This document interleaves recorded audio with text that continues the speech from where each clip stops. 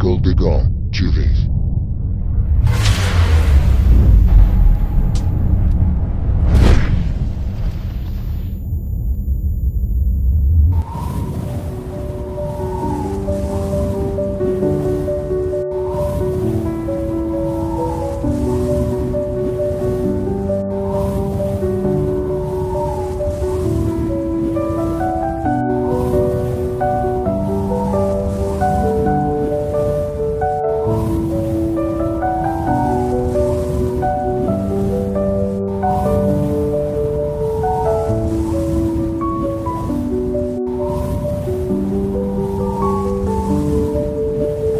Nous sommes encore aujourd'hui sur la route de Mwanda, dans la contrée de Kanzi, pour faire notre enseignement sur la foi. Nous voulons parler de la foi et beaucoup parlent de la foi. On parle de la foi baïe, on parle de la foi chrétienne, on parle de la foi des musulmans, on parle de beaucoup de foi. Mais là, nous voulons parler de la foi chrétienne. Et notre thème de ce soir, la foi. Il y a ce qu'on appelle la foi, et quand il s'agit de la foi de Dieu d'Abraham, la foi d'Abraham, et ce qu'on appelle les foi. Les foi, c'est ce qu'on peut retrouver dans l'homme, on peut retrouver dans les animaux, et ça, ce n'est pas ça que nous voulons parler. Parce que beaucoup de personnes prient, beaucoup de personnes disent qu'ils ont la foi, mais ils n'ont pas la foi de Dieu, ils ont les foi. Dans le livre de Marc, chapitre 5, au verset 25 jusqu'à 31, on parle d'une femme qui avait souffert d'une perte de sang pendant 12 ans. 12 ans, c'est quand même beaucoup. Et la perte de sang de cette dame, c'était un cancer de l'utérus. Parce qu'à cette époque-là, la médecine n'était pas encore développée pour qu'on puisse détecter que c'était le cancer de l'utérus. C'est bien, il y avait des médecins. Ils avaient, Nick, par exemple, était médecin, il y avait des médecins. Mais on n'avait pas détecté que cette femme souffrait de le cancer de l'utérus.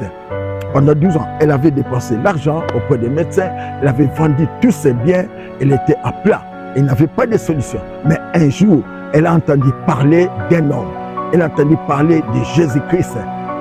Vous savez, la foi vient de ce qu'on attend. Et quand on lui a parlé de Jésus-Christ, cette dame avait la foi que réellement, si je vais là-bas, je serai guéri. Mais quand elle est arrivée, elle a trouvé une foule qui entourait Jésus-Christ, qui écoutait la parole de Dieu. Et la femme en question voulait aller tout droit vers Jésus, mais la foule l'empêchait. Et elle a fait un effort. Il dit, si je peux toucher seulement le pan de sa robe, je serai guéri. Donc je comprends que cette femme avait la détermination. Et cette femme, ce qu'elle avait écouté, si Jésus-Christ a produit en elle la foi. C'est-à-dire que, comme je vous ai dit, que la foi vient de ce qu'on entend. Ce qu'on entend vient de la parole de Dieu. Alors on lui a dit que si tu rencontres Jésus-Christ, ton histoire va changer. Et cette femme a dit, je dois faire un effort pour toucher le pan de sa robe. Et la femme a fait un effort. Il a passé, il a touché le pan de la robe de Jésus. Et Jésus a senti une puissance sortir de lui. Il a dit, qui m'a touché? Vous savez, parce que dans les temps, les femmes qui avaient des pertes du sang, des femmes qui avaient des problèmes de, je sais pas moi, des femmes, alors ces femmes-là étaient des impies. Alors, comme elle avait touché Jésus-Christ, Jésus a senti qu'il y avait quelque chose d'impie qui avait touché. Il dit, qui m'a touché? Et Pierre a dit, non, les gens sont en train de bousculer, je ne vois pas qui t'a touché. Mais cette femme a dit, non, Seigneur, c'est moi qui t'ai touché. Il dit, ah, ma fille, ta foi t'a guéri. Tu es guérie. Et cette femme était guérie, la perte de sang s'est arrêtée. Mon frère, je vais dire à une personne qui a aussi une perte de sang, qui a aussi une maladie incurable, croyez-moi, Jésus-Christ est notre guérison. Jésus-Christ est la solution. Rien n'est impossible à celui qui croit. La Bible dit, tout est possible à celui qui croit. C'est pourquoi aujourd'hui, je vous parle de la foi. La foi, permettez-moi de définir la foi. Ce n'est pas moi qui définis, mais la Bible nous donne la définition de la foi. Il dit que la foi, c'est une ferme assurance. Une ferme assurance des choses qu'on espère. Une ferme assurance des choses qu'on espère. Une démonstration de celles qu'on ne voit pas. Écoutez-moi bien. Dans la définition de la foi, il y a deux choses.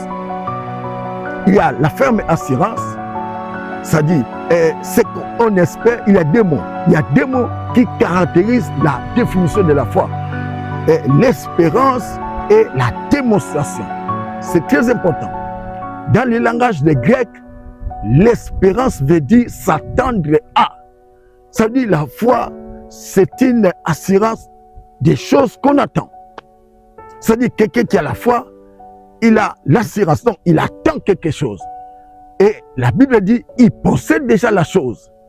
C'est ça la signification de l'espérance. Alors, deuxièmement, la foi, c'est une démonstration. Alors, quelqu'un qui a la foi, il démontre qu'il a la chose qu'il a demandé, qu'il a la chose qu'il possédait. Parce que, écoutez-moi bien, quand on parle de l'espérance, on a dit que ça tend à quelque chose. Vous savez, quand une personne, un enfant, je parle d'un enfant, qui va aller demander de l'argent à son papa, l'enfant ne va pas faire un effort pour connaître que son papa est réel, ou bien son papa est vivant, ou son papa existe. Non. Quand vous allez vers votre papa demander quelque chose, vous ne faites pas des exercices pour être convaincu que votre papa existe. Non, vous croyez que votre papa est là et il va vous écouter. C'est la même chose. Quand vous vous approchez de Dieu, croyez que Dieu existe et il vous écoute. C'est ça la foi. Alors, c'est pourquoi la Bible dit que celui qui s'approche de Dieu croit que Dieu existe et il est le rémunérateur de ceux qui les cherchent. Mon frère, ma soeur, je vais dire à quelqu'un, si vous voulez avoir la vraie foi de Dieu, la vraie foi d'Abraham, soyez un enfant. Soyez un enfant. Le Seigneur Jésus a dit dans le livre de Matthieu, chapitre 18, au verset 1 à 4, je crois. Il a pris un enfant, il l'a mis au milieu des disciples. Il dit, si vous ne devenez comme ce petit enfant, vous n'entrez pas dans le royaume de Dieu. Si vous ne vous convertissez pas, et si vous ne devenez pas comme un enfant, vous n'entrez pas dans le royaume de Dieu. Mon frère, il faut avoir la foi d'un enfant. Un enfant ne discute pas. Un enfant, tu peux lui donner même du poison, il va boire. Un enfant, tu peux même faire tout ce que tu veux. Il va accepter. C'est ça la foi d'un enfant. C'est-à-dire, quand Jésus parle d'un enfant, ce sont des personnes qui croient la parole de Dieu. Ils ne discutent pas. La foi d'un enfant. Je parlais l'autre jour dans une conférence, je parlais de la foi. Je parlais d'une jeune fille qui avait des jambes estropiées. Elle marchait à l'aide de béquilles. Elle se promenait avec sa maman. Quand ils sont arrivés devant une grande campagne d'évangélisation, il y avait un homme, un évangéliste blanc qui prêchait. Cet évangéliste disait, si vous avez des maladies incurables, venez, Jésus va vous guérir. Même si vous ne marchez pas, Jésus va vous guérir. Et cet enfant, Nancy, a écouté cela. Il a dit, maman, allons là-bas, Jésus va me guérir, je vais marcher. Sa maman dit, non, Nancy, ce n'est pas pour toi. Ça, c'est pour les personnes qui ont seulement des maux de tête, qui ont des fièvres. Mais ce n'est pas pour toi. Nancy dit, non. Il a dit, même si tu ne marches pas, Jésus va te guérir. Maman, allons. Sa maman dit, non, nous viendrons demain. Il dit, maman, demain nous viendrons ici. Oui, nous viendrons demain, Nancy. Et Nancy a dit, maman, demain, avant de venir à la campagne, nous allons passer au magasin. Comme ça, tu vas m'acheter des souliers neufs quand je vais mettre quand Jésus va me guérir. Mon frère, ma soeur, le lendemain, à 14h, ils se sont préparés pour aller à la campagne. Nancy a dit, maman, passons d'abord par la ville. Ils sont partis à la ville.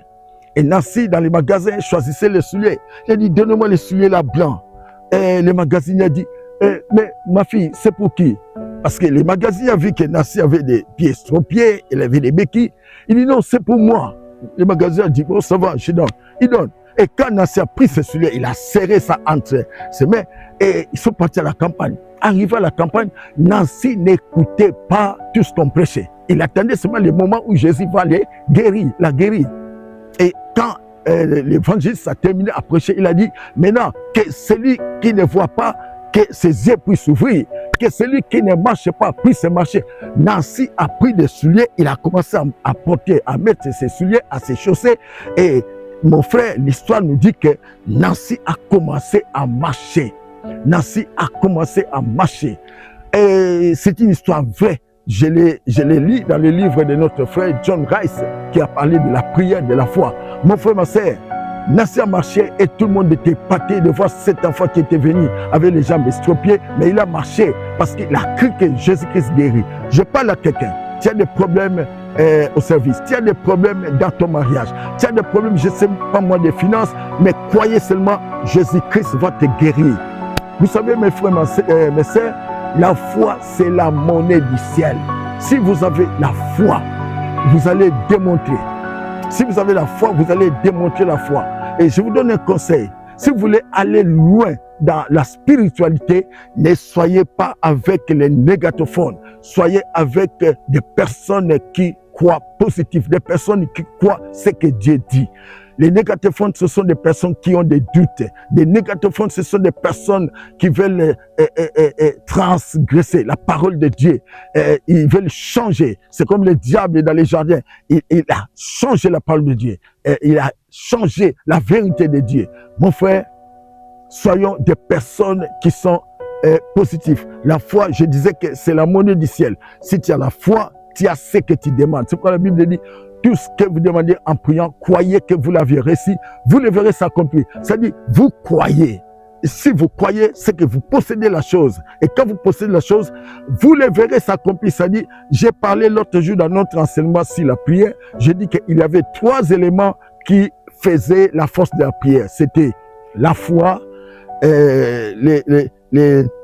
la foi, et il y avait le temps de Dieu, il y avait aussi la volonté de Dieu. Alors, si nous demandons quelque chose à Dieu, selon sa volonté, croyons qu'il nous a écoutés. Et si il nous a écoutés, nous savons que nous avons la chose que nous avions demandé. Mon frère, quand vous demandez un mariage à Dieu, n'ayez pas de doute parce que c'est la volonté de Dieu que tu te maries. Quand tu demandes la guérison à Dieu, n'ayez pas de doute parce que c'est la volonté de Dieu que tu sois guéri. La Bible dit, par ce meurtre ici, nous sommes guéris.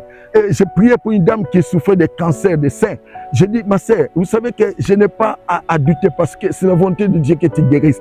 Et cette femme, quand on a prié, après le parti en Afrique du Sud, on a compris que cette femme n'avait pas de cancer des seins. Et cette femme est venue rendre gloire à Dieu, à l'église. C'était à Kinshasa.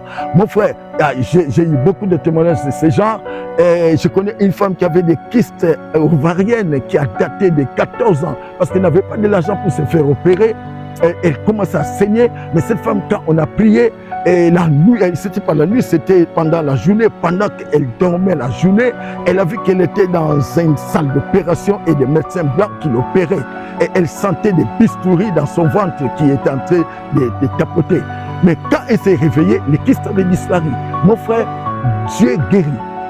Dieu guérit, Dieu fait des miracles. Mais il faut avoir la foi. La foi, c'est la monnaie du ciel. Je disais que c'est la monnaie du ciel. C'est-à-dire que quand Dieu dit dans Ésaïe 55, verset 1, il dit, venez acheter sans rien payer. Venez acheter du lait sans rien payer. Venez aux sources sans rien payer. Ça dit quoi? Ça dit que pour avoir des choses auprès de Dieu, il faut avoir la foi. La foi, c'est la monnaie du ciel. Quelqu'un qui a la foi, il a droit, il a accès aux choses de Dieu. Je voulais parler de la démonstration. C'est-à-dire que quelqu'un qui a la foi, il démontre qu'il a la chose. C'est-à-dire, j'avais dit que la foi, c'est une assurance des choses qu'on espère. Et je dis que l'espérance, dans le langage des Grecs, veut dire des choses qu'on attend. C'est-à-dire, quelqu'un qui a la foi, il attend les choses qu'il a demandées à Dieu. C'est-à-dire, il a déjà la chose. Une femme grosse, la femme grosse ne dira pas que j'aurai un enfant. La femme grosse dit que j'ai un enfant. J'attends mon enfant. C'est ça. Donc, ça dit que quand quelqu'un a la foi, il a changé de langage. Il ne parle plus comme des hommes. C'est pourquoi quelqu'un, un homme de foi, c'est une personne qui est un fou pour l'humanité. L'apôtre Paul dit quoi? Il dit, j'écris, c'est pourquoi j'ai parlé. J'écris, c'est pourquoi j'ai parlé. C'est-à-dire, si tu as la foi, tu dois déclarer, tu dois confesser. Je connais un homme qui est parti pour l'éternité, le pasteur Yongishu. Beaucoup de gens ne croient pas à cet homme, mais moi je crois parce qu'il était vraiment dans l'évangile. Alors, quand je lis son livre La 4e dimension, cet homme dit comment il confessait sa foi dans les réunions des pasteurs. Pendant qu'il n'avait que 5 membres dans son église, mais dans les réunions des pasteurs, il confessait. Quand il se saluait, il disait, je suis le pasteur de la plus grande église du monde, peuplée. Et les gens se moquaient de lui. Il disait, mais cet homme, c'est un fou. Il n'a que 5 membres, 6 et 10 dans son église. Mais il dit qu'il est le pasteur de la plus grande église du monde.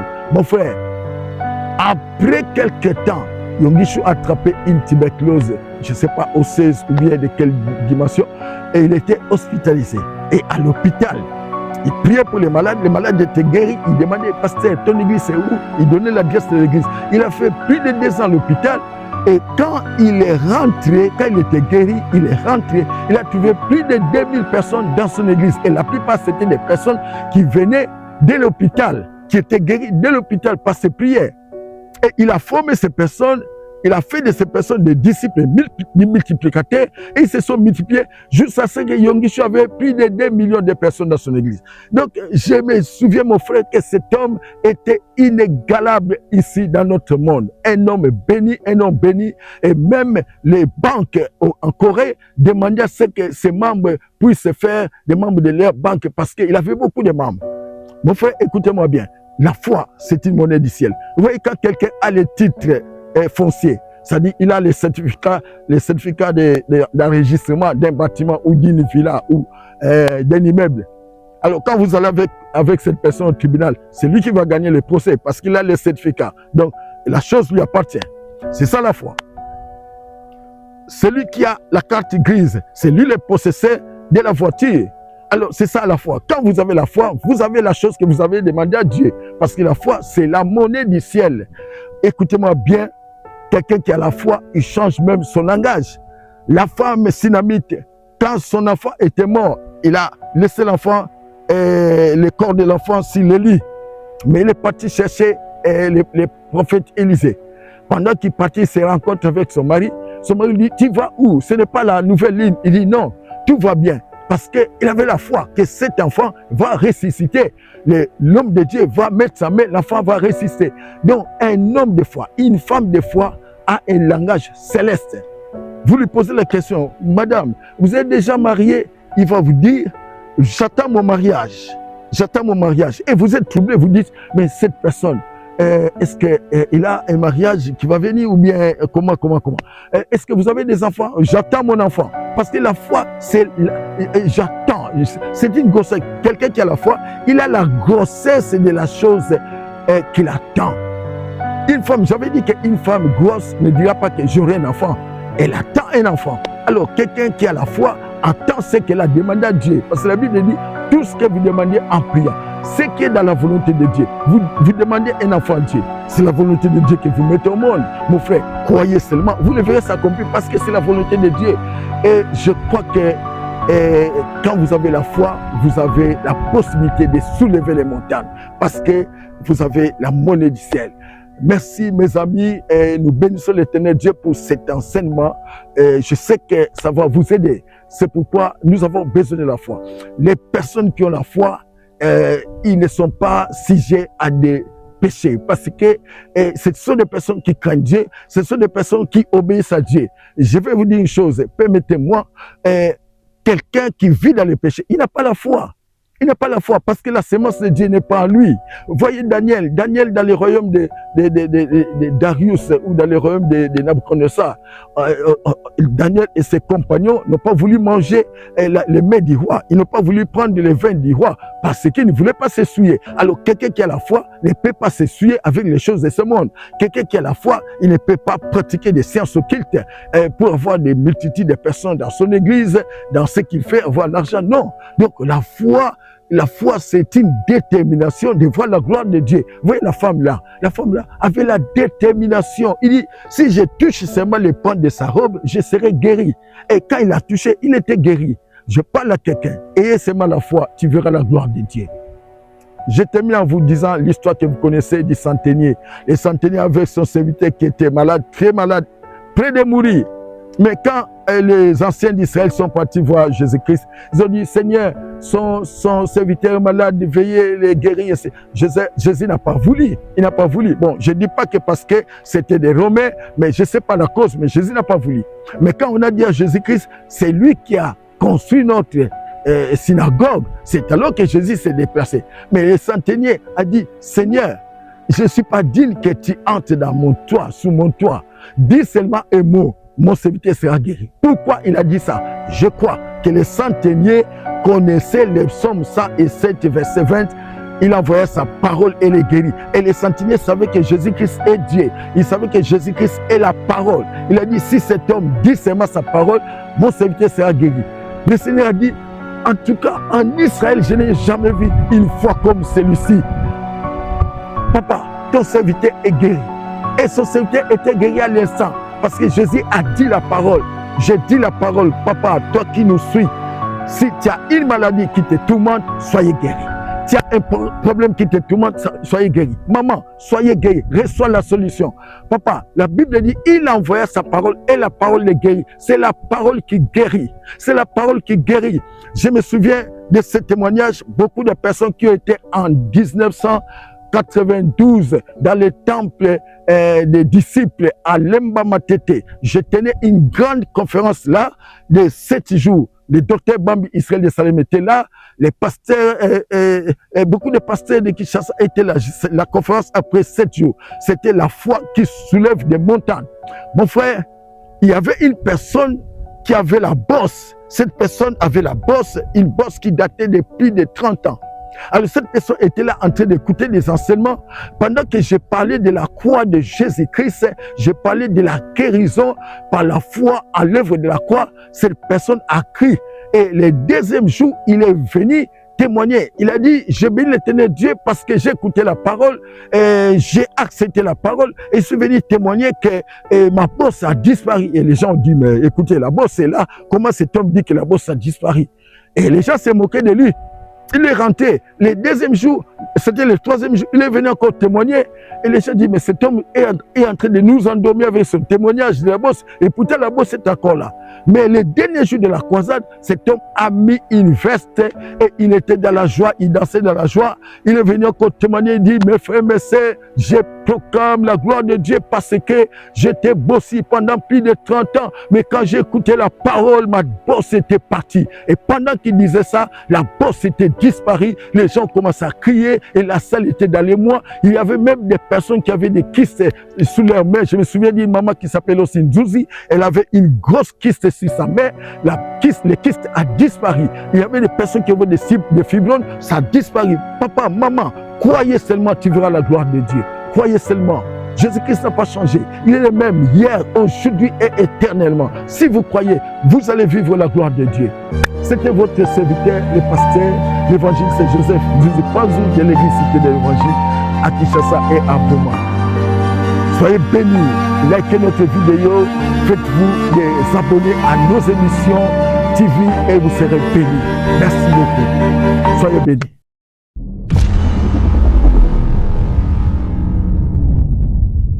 École de Gand, TV.